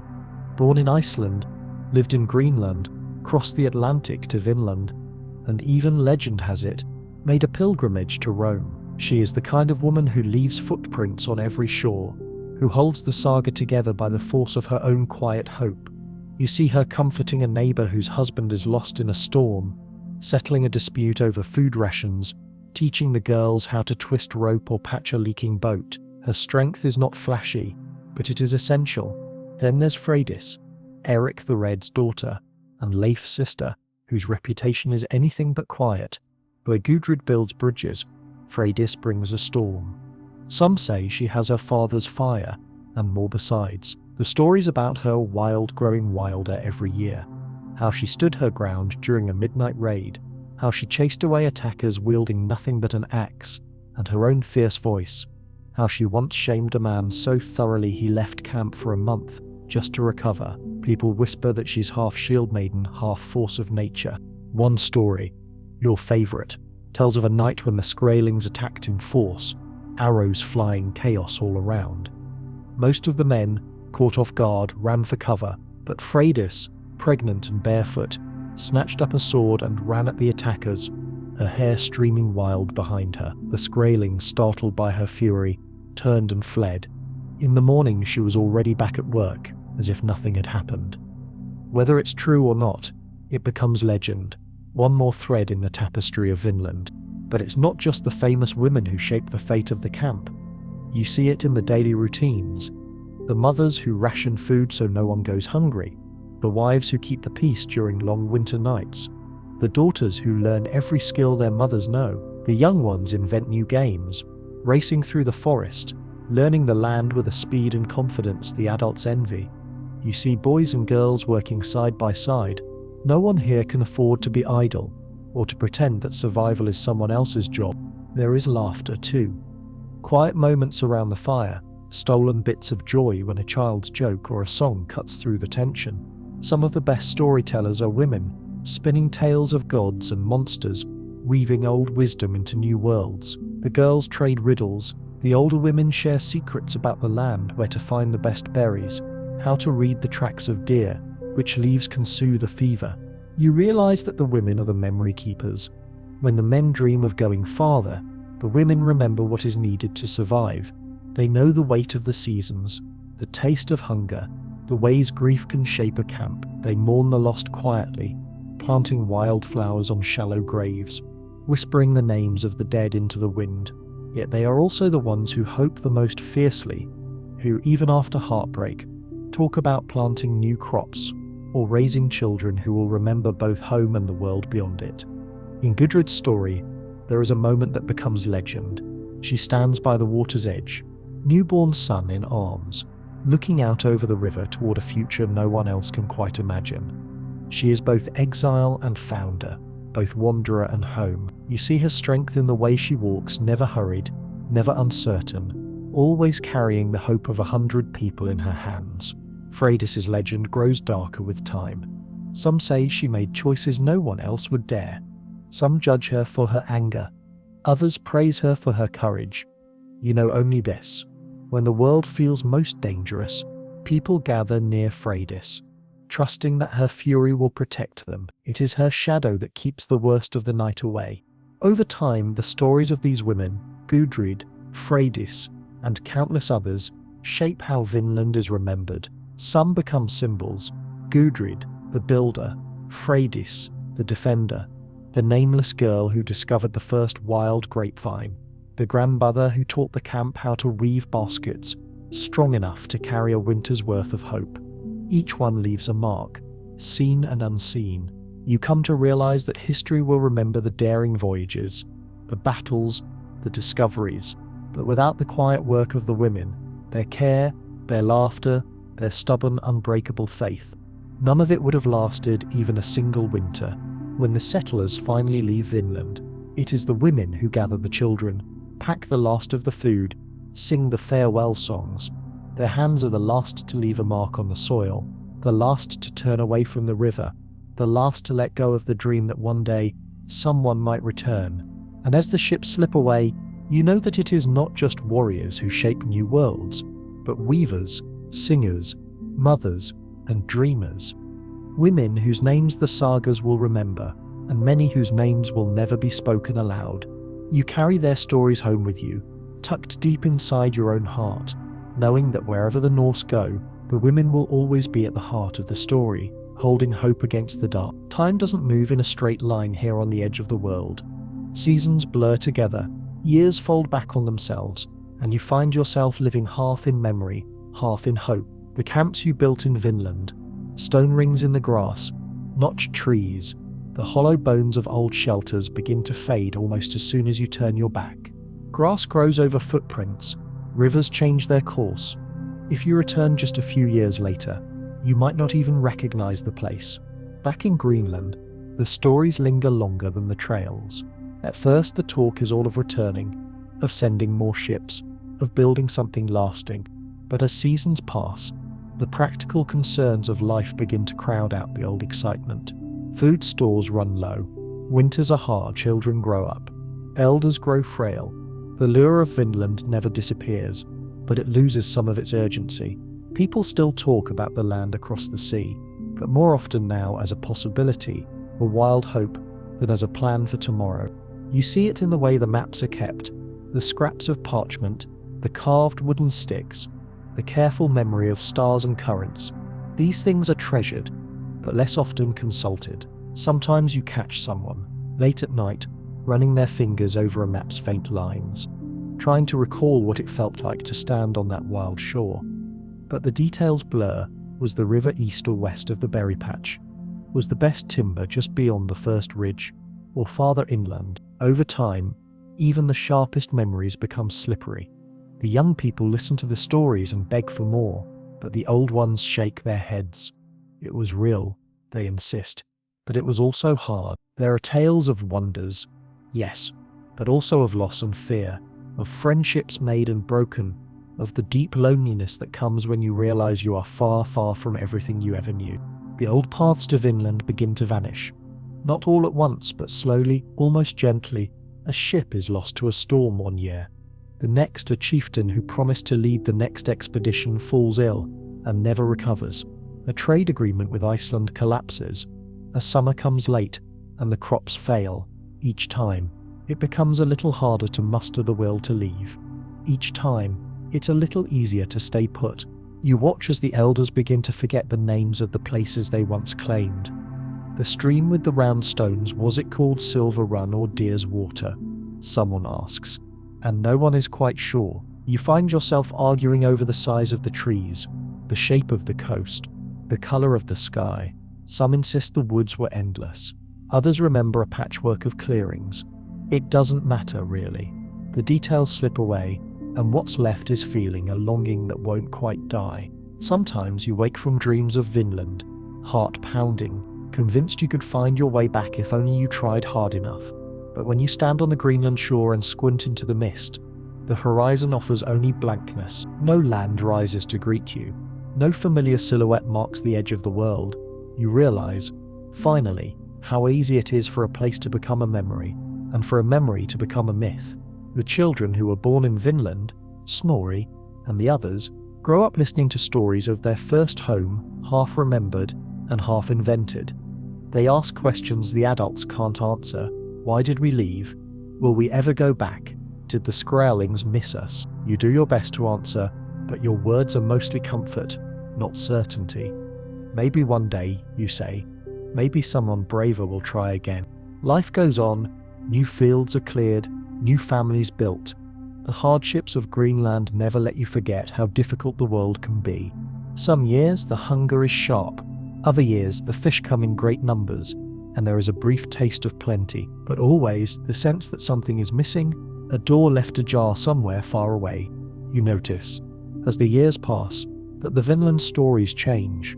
They grow softer, less urgent, edged with wistfulness. The heroes become grander, the dangers more distant, the losses easier to bear in the retelling. Even the failures become noble, a sign of courage rather than of defeat. We tried, the stories say. We reached farther than anyone before us. Sometimes you believe it. One by one the maps are set aside. Some are lost, others kept safe but never used. You see children using an old map as kindling for a fire, laughing as it curls and blackens. You want to stop them. But what would be the point? The path is gone. Only the story remains. And yet, every so often a stranger arrives in Greenland, a merchant from Iceland, a fisherman blown off course, who asks about the land to the west. The old spark flares, just for a moment. You find yourself dusting off the stories, polishing them for a new audience. The stranger leaves with eyes shining, carrying the legend home, and you wonder if the circle will ever close. As you grow older, the dreams become less frequent. You settle into the rhythms of survival, your hands rough from work, your hair streaked with grey. But there are moments, quiet and sudden, when you feel Vinland close, a taste of berries, the sound of birdsong, the way the sun lights the hills at dawn. You close your eyes, and just for a heartbeat you are there again. It isn't the loss that hurts most, but the forgetting. You promise yourself to keep the memory alive, to tell the story to anyone who will listen, because you know that trails once lost are hard to find again, and you hope, even now, that someone braver, younger, or simply more desperate will pick up the thread and follow it back across the sea. You don't know if it will happen in your lifetime, but you know, deep down, that no path is ever truly lost as long as someone remembers where it once led. Centuries will pass before anyone realizes just how fragile stories can be. Here, huddled in the longhouses against the Greenland wind, you start to see the first glimmers of something you can't name, a need to capture, to fix, to remember, before the old tales slip away. The world is changing, even if it's only in small, almost invisible ways.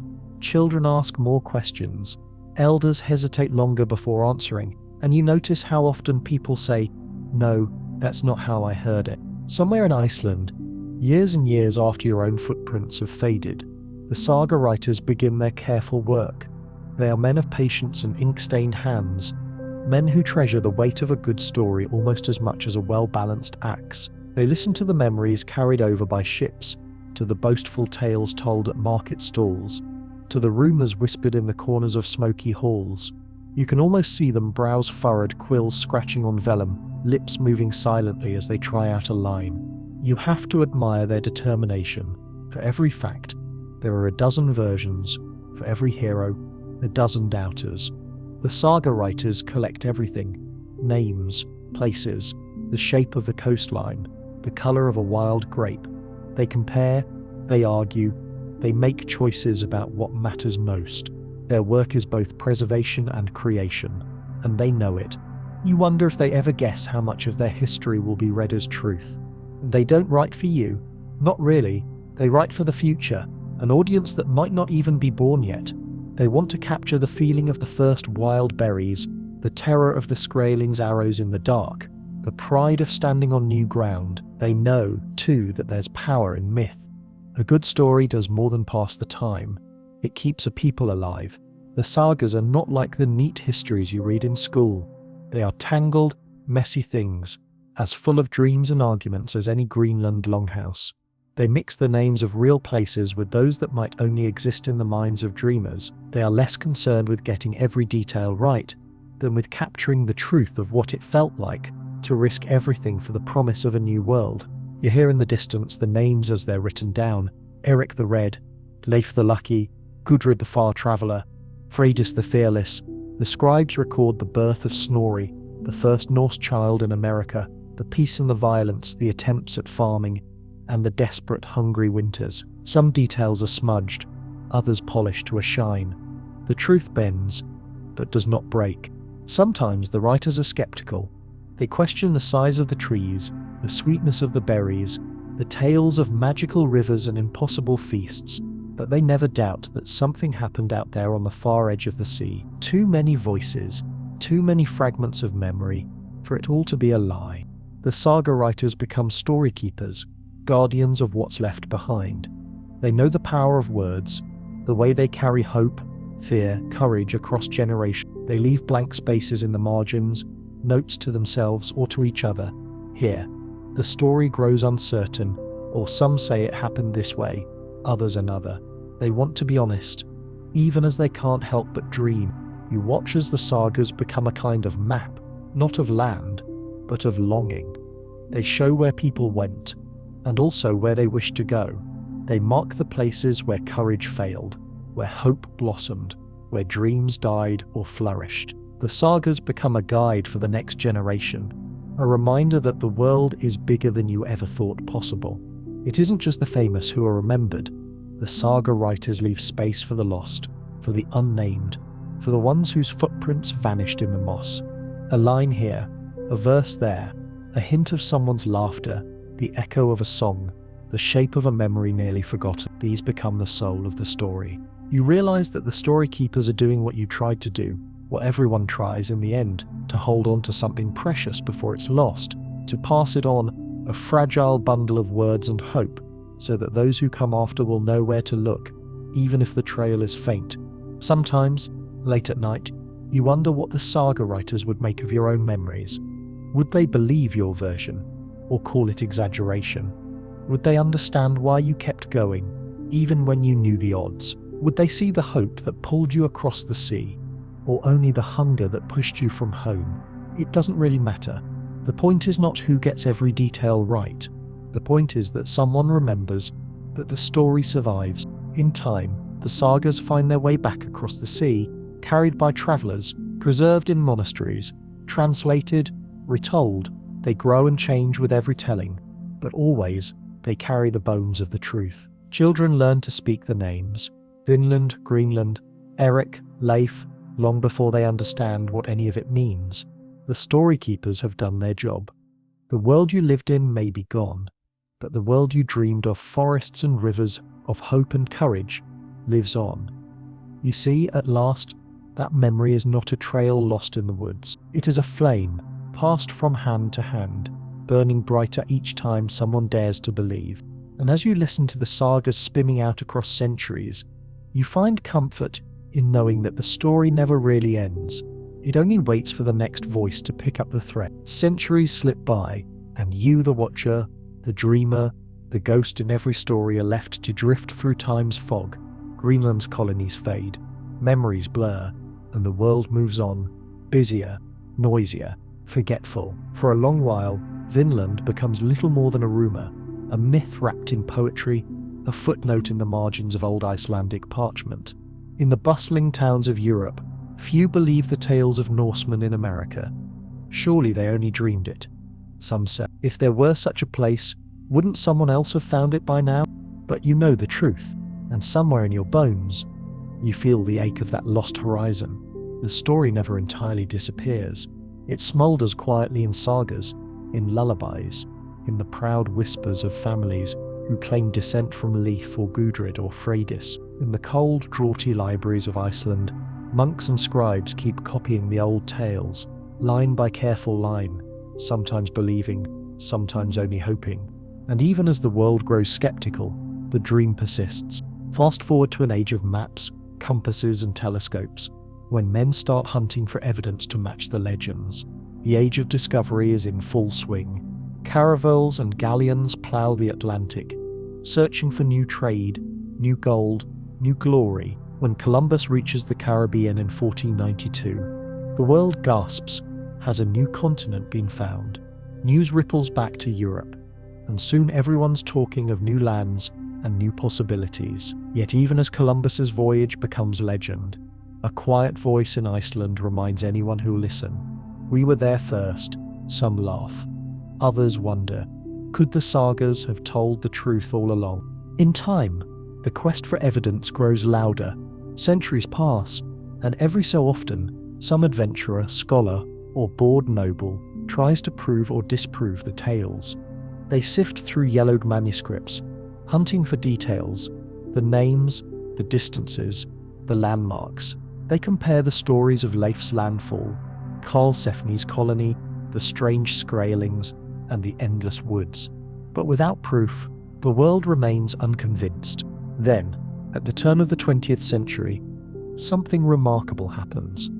Two Norwegian explorers, Helge and Anstein Ingstad, follow the breadcrumbs left in the sagas and turn their eyes to the coast of Newfoundland. At a place called Las Meadows, they dig beneath the turf, and what they find stirs the ghosts of Vinland back to life. Long houses built in the Norse style, iron nails, peternut seeds. Never native to Newfoundland, a cloak pin that might have fastened the fur of a Greenland woman centuries before. You imagine the wind there, the slap of waves on the shore, the cautious hope in the eyes of the archaeologists as they realize what's been uncovered. The news spreads quickly. For the first time in 1,000 years, the world listens to the sagas with new respect.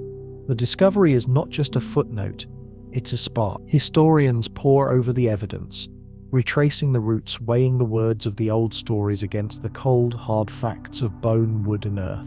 The pieces fit. Vinland was real. Norsemen stood on North American soil half a millennium before Columbus ever set sail.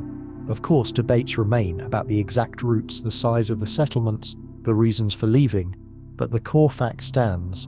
The Norse crossed the Atlantic and left their mark on the far edge of the world. For every doubter, there's now a patch of ground where the story becomes real, a place where you, in your mind's eye, can stand among the ruins and hear the echoes of axes, laughter, lullabies in the longhouse. 1,000 years dissolve, and the past breathes again. Historians are cautious by nature, so the arguments go on. Was Vinland Newfoundland, Nova Scotia, farther south? Was there one settlement, or many? You smile at their careful questions, remembering how much of your own journey was spent wondering what was over the next hill, how often even you disagreed with your shipmates about what you'd seen. Maybe it's fitting that even now, the truth isn't fixed, but shifting, alive. And there's more. As archaeologists uncover beads and tools, as botanists puzzle over the seeds left in fire pits, the story of Vinland grows richer, more human. It's not just a tale of daring explorers, but of mothers and children, of fishermen and farmers, of arguments and laughter and long nights filled with dreams. The sagas, it turns out, were telling the truth. Not only about the grand gestures, but about the small things, the berries, the timber, the endless work, the cautious hope. The world looks back at these discoveries and sees, at last, that history is rarely a straight line. The Norse didn't conquer America. They didn't carve out empires or rewrite continents.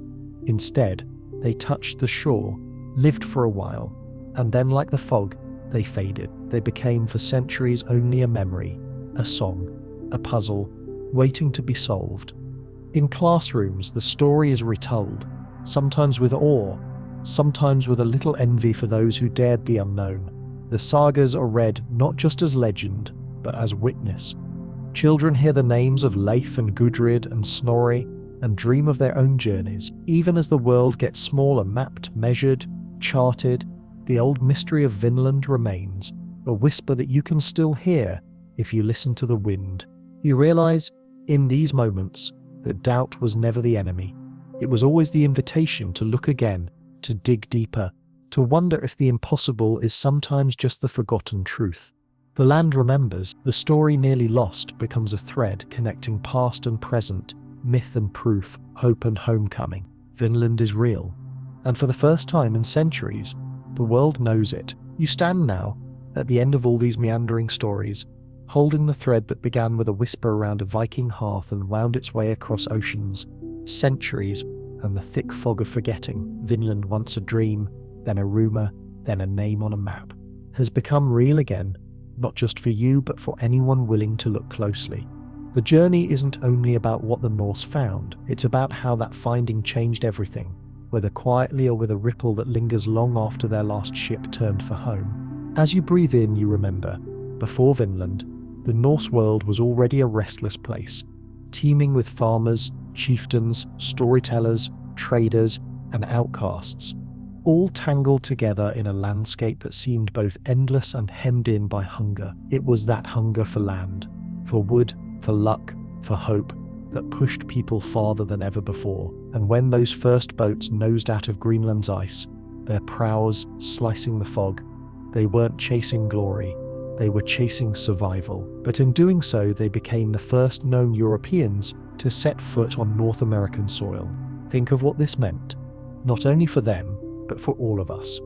The Norse didn't bring conquest or empire to America, but they changed the way their world saw itself. They proved that there was something beyond the horizon, that the world was bigger, stranger, and more beautiful than the old stories had dared imagine. Their saga became a kind of dare to the future. Go, see for yourself. The world isn't finished yet. That's why Vinland matters. Even after 1,000 years, it isn't only about being first or about ships and axes or the bittersweet truth that their settlements didn't last. It's about possibility. The Norse touched a new world and left just enough trace, a ring of stones, a legend, a handful of iron nails for others to follow, to dream, to doubt, to search again. It's easy, sometimes, to forget that history is written by both the victors and the vanished. Vinland is proof that even a brief, uncertain contact can echo across ages. The Norse and the peoples they met, the Skraelings who defended their lands with courage and cunning, are bound together now, not just in conflict but in the shared memory of what it means to stand at the edge of the unknown. The Norse left, but the story stayed. For centuries their footsteps faded, the path grew cold, but the saga didn't die. Icelandic scribes wrote it down, monks preserved it, dreamers retold it in new tongues, and when the world was ready, when science and digging and luck all met on the windy shores of Newfoundland, the truth came blinking back into the sun. Now, historians and schoolchildren, travelers and YouTube listeners all carry the story forward. You see how Vinland's echo reaches modern shores, challenging what we know, making us question what's possible, reminding us that there's always more to find. You realize that history is less about endings and more about invitations. The Norse left America, but they never really left the human heart. If you close your eyes, you can picture it even now. A Norse child plucking berries by a sunlit river, a Skraeling hunter watching from the tree line, a mother rocking her newborn in a sod-walled hut, the creak of ships drifting into mist. There are arguments and laughter, terror and hope, mistakes and courage woven into every moment. Vinland's legacy is in every brave question you ask, every time you wonder what's over the horizon, every story you carry forward. Maybe that's why we keep returning to this tale, after all this time. It doesn't matter that most of us will never row a longship or plant a flag on new soil. What matters is that we remember the longing for somewhere new, the thrill of discovery, and the humility to know that every land has its own story and its own people. What matters is that we hold on to the hope that we might someday add our own thread to the world's great tapestry, just as the Norse did, bold, flawed, and unforgettably human. So, as the fire burns low and the night deepens, You let the weight of the journey finally fall from your shoulders. You listen to the wind, the ghosts of old voices rising and falling, a lullaby from the edge of the world. You know, now, that even lost trails can be found again, that even the faintest legend might turn out to be true. And when you wake, the story will still be here, waiting quiet, patient, ready for the next dreamer who dares to believe. Let your breathing slow now, feeling the hush settle deep into your bones. The night outside is gentle and endless, stretching far beyond the reach of any oar or story, yet close enough to brush your cheek with cool, quiet air. Imagine the glow of the last embers, the safe circle of warmth as the winds of Greenland or Vinland fade to nothing but a distant, comforting sigh. You've travelled far tonight, across cold seas, green forests, lost trails and found legends. You've felt the sting of salt spray, the ache of longing, the laughter of companions, and the silent understanding that comes only in places where the world still feels wide. Every step was yours, every hope, every doubt, every flicker of courage beneath a darkening sky. Now let yourself drift, the journey unwinding like a ribbon in slow, gentle spirals. See the faces of those who came before. Leif, Gudrid, Freydis, the children and the storytellers, the strangers on the shore. Let their voices fade into the soft whisper of wind through grass, the calm hush of waves on an unseen coast. It's safe now, here at the edge of dreams. The old stories are tucked around you, close as a blanket, their warmth lingering as you slip quietly into rest. The world is wide, but for now, you need only this peace, this gentle letting go, this promise that every story, even yours, can find its way home. Sleep well, traveler. The journey continues in your dreams. Sweet dreams. Sweet dreams.